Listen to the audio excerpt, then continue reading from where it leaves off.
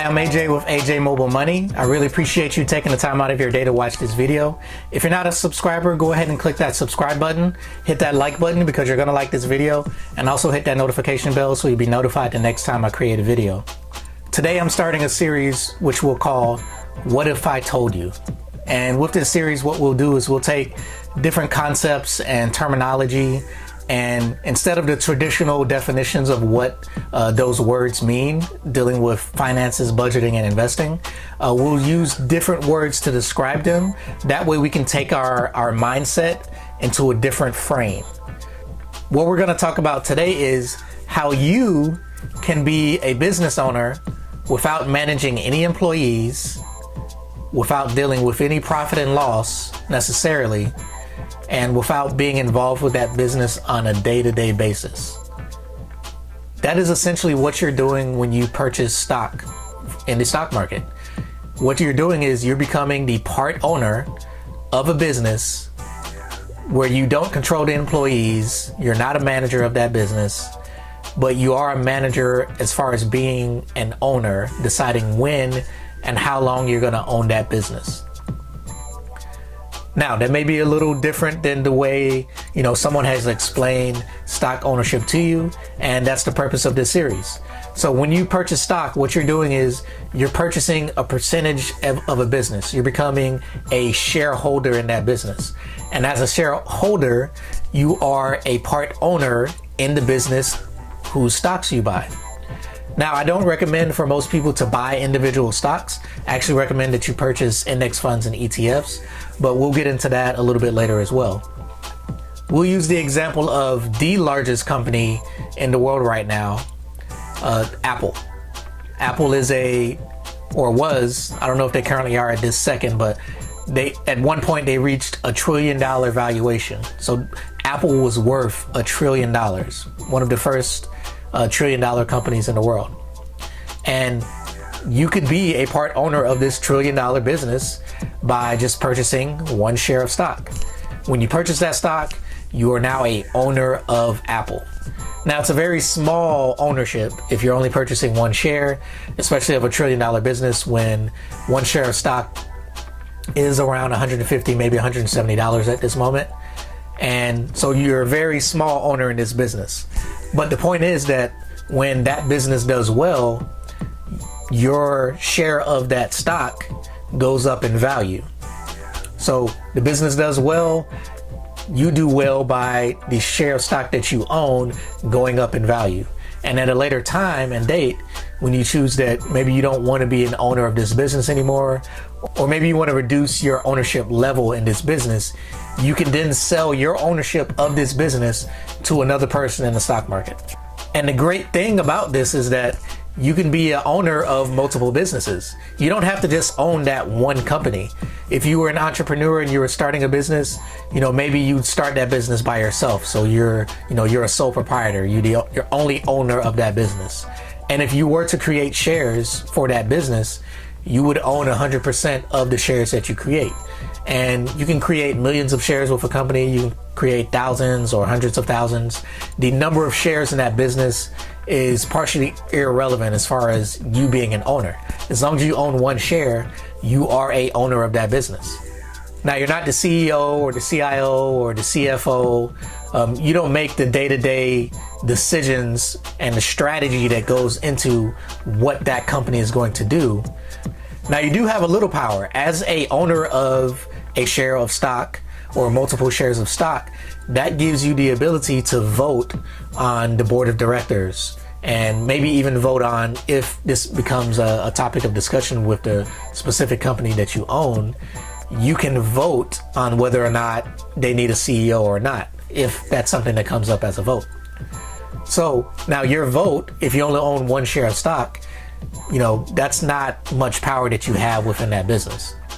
There are maybe millions of other shareholders or hundreds of thousands of other shareholders who own more shares than you. And the more shares that you own, the more votes that you get. It's different for every company, and sometimes there are multiple classes of shares, and they may have class A or class B or class C shares. And based on the class of share that you own, that determines the voting power of your ownership into that company. Now, because it's so easy for you to become the owner of a business through the stock market, you can be the owner of multiple businesses. You don't have to stick to that one company. Now, if you're a sole proprietor, or if you had an LLC and you own, let's say, a restaurant, you may have to be there on a day-to-day basis to make sure that that business is running properly. And you may only be able to run one company at a time, or one restaurant at a time when you're first starting off. You then have to grow that business. Once you make more money, maybe you can open a second restaurant, or maybe you can hire other people to run your second restaurant. But on a day-to-day basis, you're still worried about how that business is doing. You may want to visit that restaurant on a daily basis to make sure that things are going as expected. And you may have to continuously hire new people. If someone leaves, someone goes and decides to, create their own business, or maybe they get a better paying job somewhere else. Those are things that you have to worry about as an actual business owner when you physically own a business and you are the main shareholder of that business. But when you own shares of stock on the public stock market, you are one of maybe hundreds of thousands, if not millions of people who also own that business. And you don't have to worry about the day-to-day, is the Apple store going to open up in the morning? That's not something you have to worry about. You assume, based on the company's track record in the past of how they've made money, most public businesses, you're not going to have the issue of store opening or not opening as it should on a regular basis. And even if it does, that's not something that you have to worry about as a shareholder. Only thing you have to worry about is that company is doing well. You can check the financials on that if you choose to, or you can just own an index fund or an ETF, which tracks either the entire stock market, or it tracks the S&P 500, or maybe it tracks a specific sector like technology or oil and gas, or some sector of that nature. With that said, today you can be the owner of a business, any public business. You can be the owner of two businesses. You can be the owner of 100 businesses or 1,000 businesses, depending on if you want to buy that individual stock, which I personally don't recommend. But if you do, there are a few ways that you can think about your stock selection if you want to own a specific business. Now, one way to make your stock selections is to think about the items that you purchase all the time, or the services that you use on a daily, weekly, or monthly basis.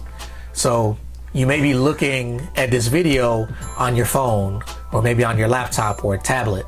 That's something that you use every day. So that may be something, whoever that company is that made that product, you may want to own part of that business, because you see that, wow, everyone around me is buying this product. It's something that they can't live without. So if you see a product like that where people just love it so much and they don't really understand how that they can live their life without having this product or this service, that's a company that you may want to own.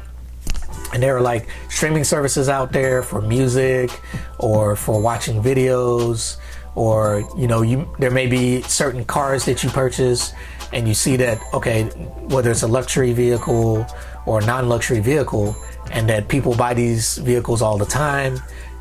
These are things that you want to think about when you're selecting your stock. Maybe there's a favorite restaurant that you have that is now a public company. You can buy their shares of stock, and you see that there are lines out of the door every time you go by this restaurant or you go into this restaurant, and it's such a hassle just to go there, but you love the food, so you go there anyway. That may be a good company to buy stock in.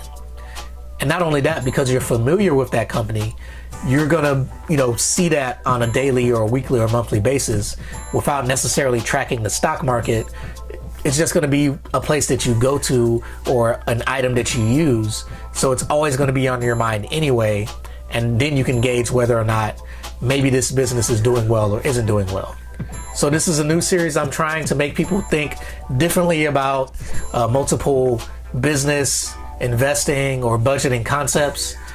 What if I told you? What if I told you you could own hundreds and thousands of businesses without managing one employee? Thank you for watching this video. I really appreciate you taking this time out of your day. You could really be doing anything right now, but you took the time to watch my video, so I really appreciate it. If you're a subscriber, I really appreciate you being a subscriber. If you're not, go ahead and click that subscribe button right now. Go ahead and click that like button if you like this video, or if you'd like to see more videos like this. Make sure you put some comments down below. And I really appreciate you taking the time out of your day to watch this. You guys have a great day. Talk to you later.